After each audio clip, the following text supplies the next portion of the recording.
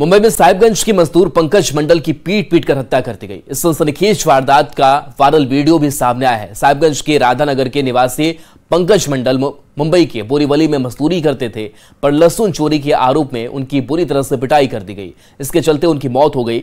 Mumbai police ने आरोपी को गिरफ्तार कर लिया है। वहीं घटना की सूचना मिलने पर साहिबगंज में रहने वाले उनके परिजनों का रो रो कर बुरा हाल है।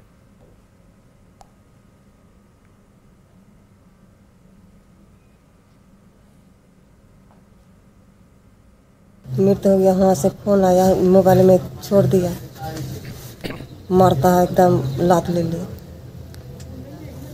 मारपीट काम करता। आपका पति का मृत्यु किस प्रकार हुआ, आपको पता है? तो जानकारी है किस तरह? जानकारी तो सर पे नहीं। पीट पीट के उसका हत्या कर दिया है। ये असहनीय पीड़ा है और इनका छोटा छोटा बाल बच्चा है, झोपड़ी का मकान है। सहानुभूति हम लोग का तो इनके साथ है, लेकिन हम झारखंड सरकार से डिमांड करना चाहते हैं कि इनके एवं इनके परिवार का पालन पोषण हेतु इसको मुआवजा राशि दिया जाए। और इस बीच दिल्ली से बड़ी खबर है, जहां संसद में सुरक्षा चूक मामले में 5वें आरोपी ललित झा का सरेंडर हुआ है। मास्टरमाइंड ललित झा ने सरेंडर किया है। बिहार मूल का आरोपी ललित झा है। दिल्ली के कर्तव्य पथ थाने में इसने सरेंडर किया। चारों का वीडियो ललित ने ही बनाया था। पुलिस ने स्पेशल सेल को सौंपा है। तो मास्टरमाइंड ललित झा ने सरेंडर किया है। बिहार मूल का आरोपी है यह ललित झा। पुलिस ने स्पेशल सेल को इसको सौंप दिया है। तो तस्वीर आपको दिखा रहे हैं ललित।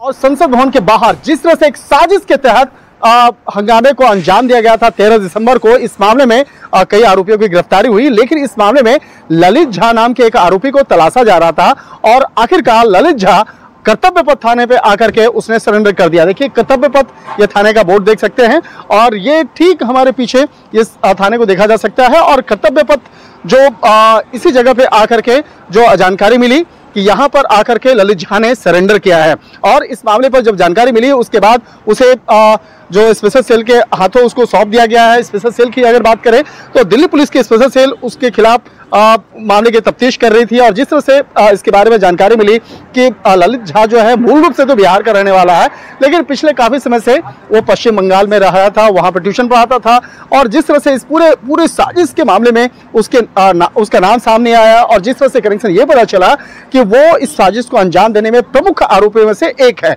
लिहाजा इन तमाम मामलों की गंभीरता को देखते हुए ललित झा के खिलाफ तमाम सबूतों को इकट्ठा किया जा रहा था, लेकिन इसी दौरान में देर रात में 14 तारीख के रात में यहाँ पर ललित झा आता है और यहाँ सरेंडर करता है। एकदम फिल्मी ड्रामे के जैसे वो आके यहाँ सरेंडर करता है। उसके साथ में हरियाणा का रहने वाला एक महेश नाम का एक शख्स होता है।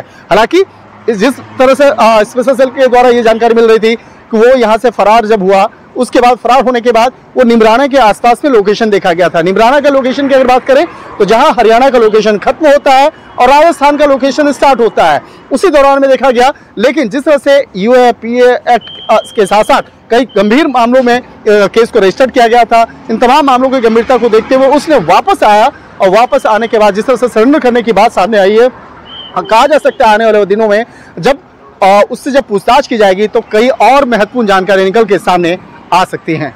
शंकर आनंद, कर्तव्य पथ थाना, दिल्ली।